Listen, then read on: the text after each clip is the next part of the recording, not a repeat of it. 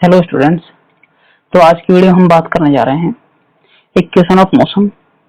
और equation of motion हम derive करेंगे कैलकुलस मेथड का यूज करते हुए। तो हमारा टॉपिक है equation of motion by calculus method. तो कैलकुलस मेथड का मतलब होता है कि हमें इंटीग्रेशन और डिफरेंशिएशन का यूज करते हुए इक्वेशन ऑफ मोशन को डेराइव करना है। तो किस तरीके से हम डेराइव कर सकते हैं तो वो देख लेते हैं। तो जो मैं फॉर्मूला यहाँ पे यूज करने जा रहा हूँ वो बहुत ही सिंपल है और वो आप लोगों को याद रखना है। वो है x to the power n को अगर dx के साथ हम इंटीग्रेट कर दें तो इसका मतलब होता है x to the power n+1 divided by n+1। या फिर सीधे शब्दों में कहें जो हमारी पावर यहाँ पे दे रखी है वो हमारी 1 से बढ़ जाएगी, मतलब उसकी वैल्यू 1 बढ़ जाएगी और जो वैल्यू ऊपर जाएगी हमारी पावर में दैट इज n+1 वही हमारी डिवाइड में आ जाती है। ये याद रखना है। और इसके साथ जो भी अगर कांस्टेंट वैल्यू है तो वो कांस्टेंट वैल्यू इसके साथ बाहर रह जाएगी, उसका इंटीग्रेशन नहीं होगा। अब शुरू करते हैं इक्वेशन ऑफ मोशन को। तो हमने पढ़ा है कि जो एक्सीलरेशन है वो होता हमारा dv/dt। ये डेफिनेशन है। dt हमारा टाइम है, जो थोड़ा सा टाइम लगा थोड़े से चेंज v में। तो इसको हम लिख सकते हैं कि dv बराबर हो जाएगा हमारा a dt। इसको इंटीग्रेट कर दें, initial velocity u, final v, यहाँ पर टाइम इनिशियल 0 और यहाँ पर टाइम t। लिमिट कैसे रखें ये दोबारा देख लेते हैं। जो नीचे होता है वो होता है हमारी इनिशियल, मतलब इनिशियल कंडीशन क्या है हमारी।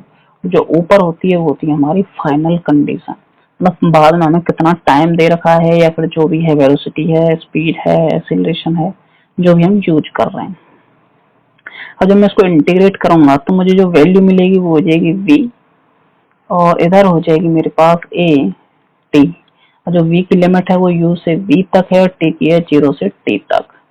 तो इसको फर्दर मैं सॉल्व कर लेता हूँ। तो सॉल्व करने पर मुझे जो वैल्यू मिलेगी उसमें वैल्यू मतलब लिमिट रखनी है। तो लिमिट इस तरीके से रखनी है कि upper limit minus lower limit. तो एक बार v की जगह v रखेंगे और एक बार v की जगह u रखेंगे। तो अपर लिमिट जब रखेंगे तो v आ जाएगा, उसमें से माइनस कर देंगे लोअर लिमिट को, इसका मतलब u को बराबर a हो जाएगा। और यहाँ पे t की जगह अपर लिमिट t है, लोअर लिमिट 0 है, तो 0 माइनस कर देंगे। तो इसका मतलब v माइनस u बराबर हो जाएगा हमारे पास at। और v बराबर हम लिख सकते हैं u प्लस at।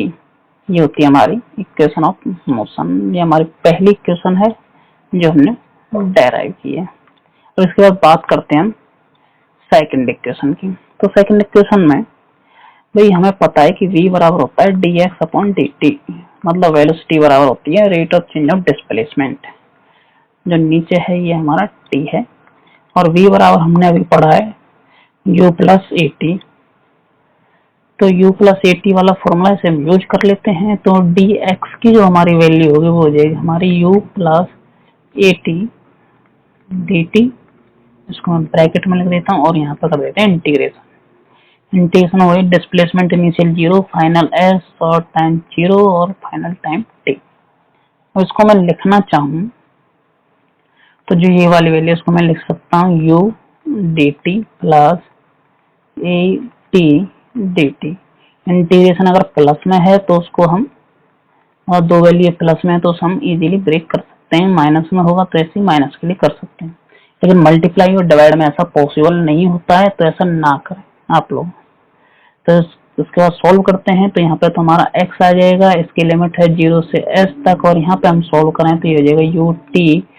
t की लिमिट यहाँ पे 0 से t है, और यहाँ पे अगर मैं इसे सॉल्व करूँ तो इसके लिए आ जाएगी हाफ a और ये हो जाएगा t स्क्वायर 0 से t, क्योंकि यहाँ पे t की पावर 1 है और t की पावर हमारी बढ़ेगी, जितनी बढ़ेगी उतनी ही पावर नीचे आएगी। मतलब एक बार इंटीग्रेशन कर रहे हैं तो पावर 1 बढ़ जाएगी, मतलब t की पावर 2 हो जाएगी और ऊपर में 2 आ जाएगा। 1/2 मैंने बाहर लिख दिया है।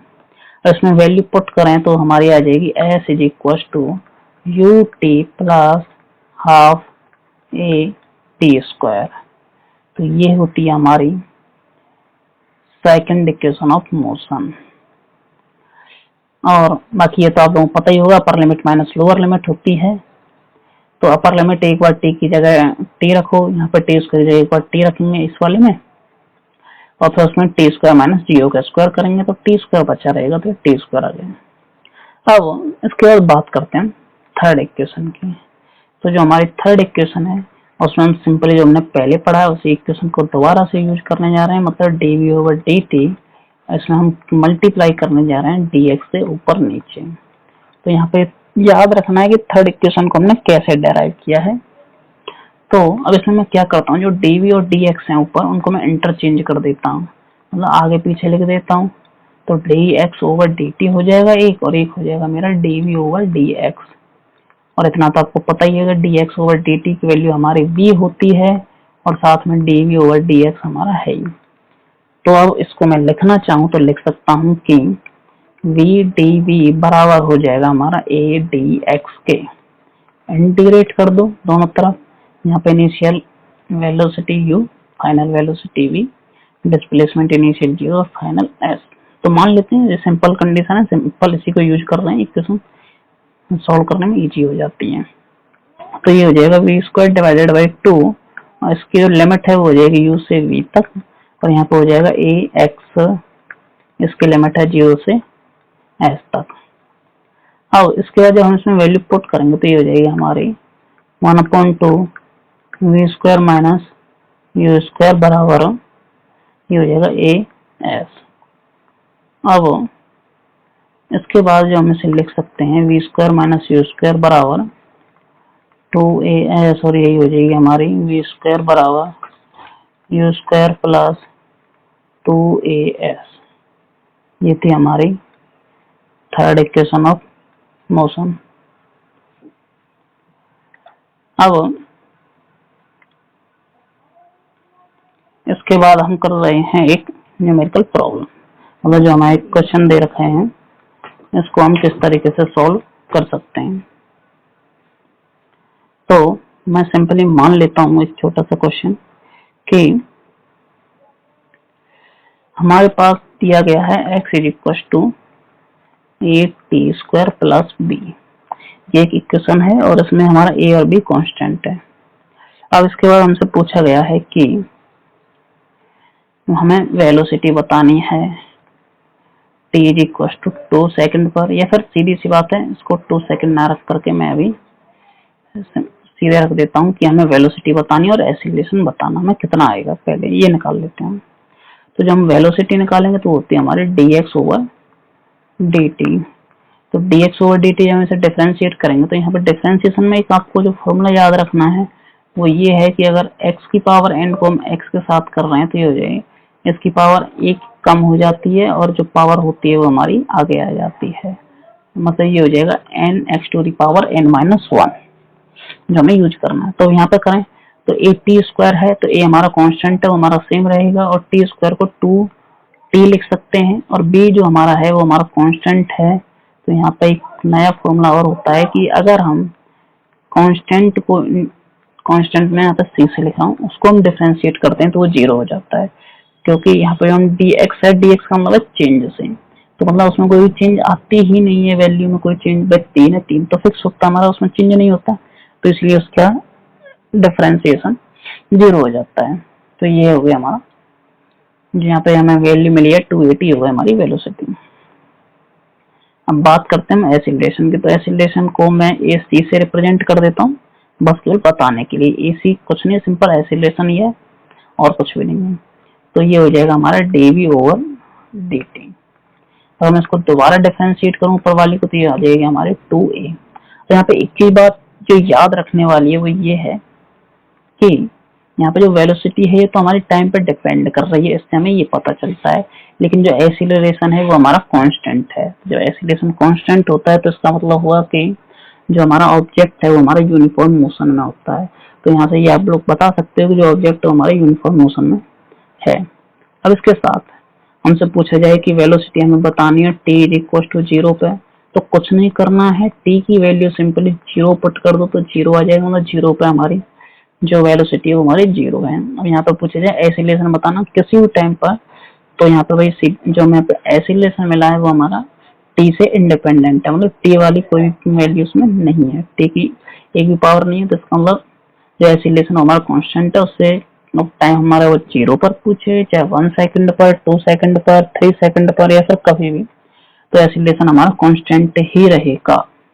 ये बात याद रखनी है। ये होगा हमारा एक पहला क्वेश्चन, जिस तरीके से जो आप यूज सॉल्व कर सकते हो इजीली।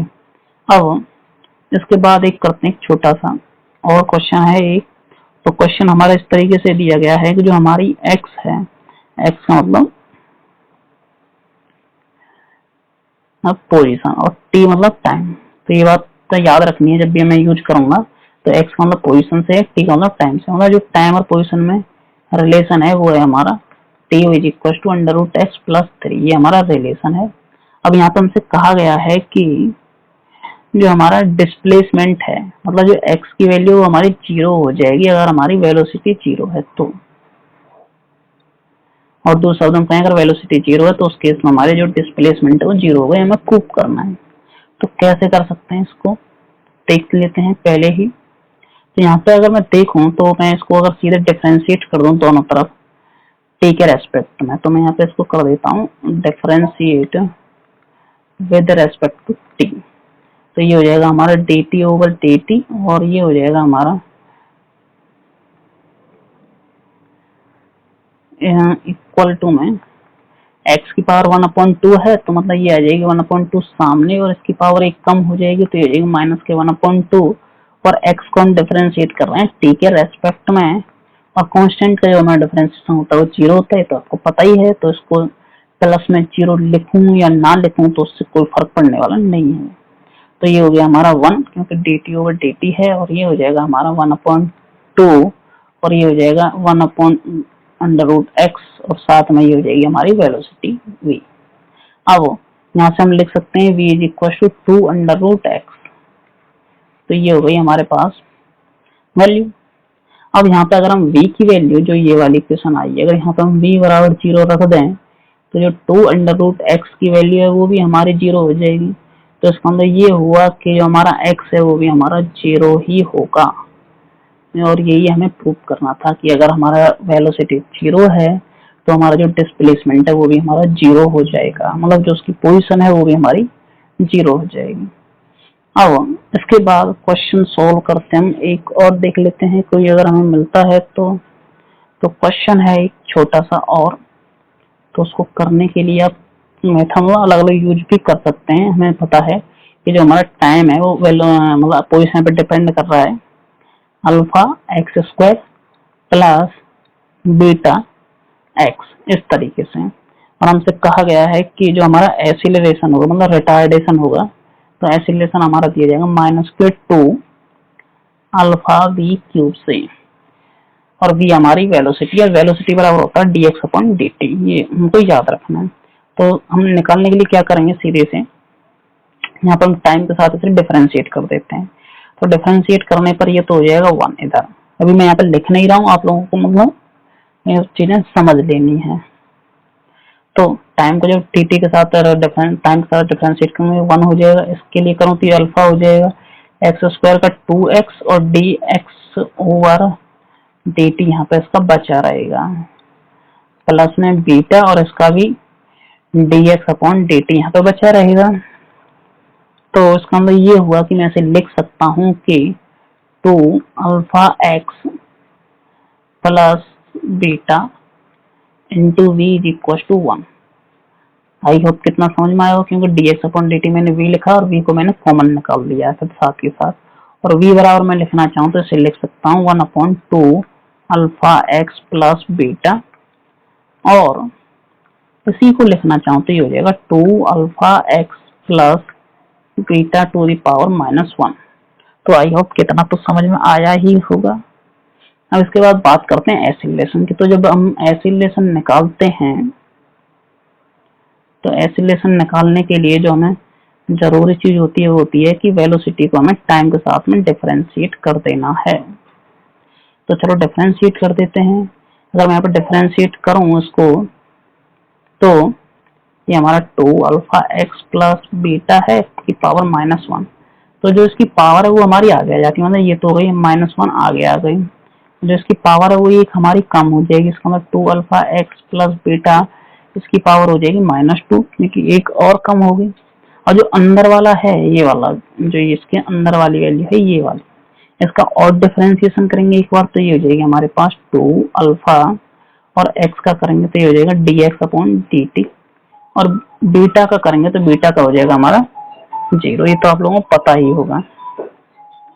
अब इसके बाद हम इसको सॉल्व करें तो ये हो जाएगी हमारी 1 upon 2 alpha x plus beta two the power 2, और ये हो जाएगी 2 अल्फा, और dx ओवर dt का मतलब हो गया हमारा v, और यहाँ पे माइनस साइन है तो ये माइनस साइन हमारे यहाँ पे आ जाएगा।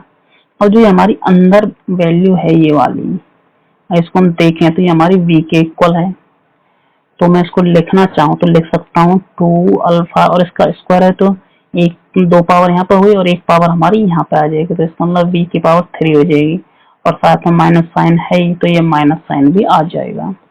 तो इसका मतलब सीधा सा हो गया कि ये हो जाएगा -2 अल्फा v क्यूब, और माइनस साइन का मतलब होता है कि जो हमारा एक्सीलरेशन है वो नेगेटिव डायरेक्शन में है, और नेगेटिव डायरेक्शन होती है हमारी रिटार्डेशन की। तो ये थे इसके कुछ न्यूमेरिकल प्रॉब्लम्स। इसके अलावा भी आप कुछ बुक्स वगैरह जो भी आपके पास हो उसमें से न्यूमेरिकल प्रॉब्लम इसके सॉल्व कर सकते हैं। अगर आपको कोई क्वेश्चन हो तो कमेंट बॉक्स में लिखें। वीडियो को लाइक करें, शेयर करें और चैनल को सब्सक्राइब करें। तो मिलते हैं नेक्स्ट वीडियो में। नेक्स्ट वीडियो में हम बात करेंगे इसके बाद प्रोजेक्ट पहले उससे पहले प्रोजेक्टाइल से पहले पढ़ेंगे हम वेक्टर। तो नेक्स्ट वीडियो में वेक्टर्स के बारे में पढ़ेंगे और उसके बाद हम पढ़ेंगे फिर प्रोजेक्टाइल मोशन के बारे में।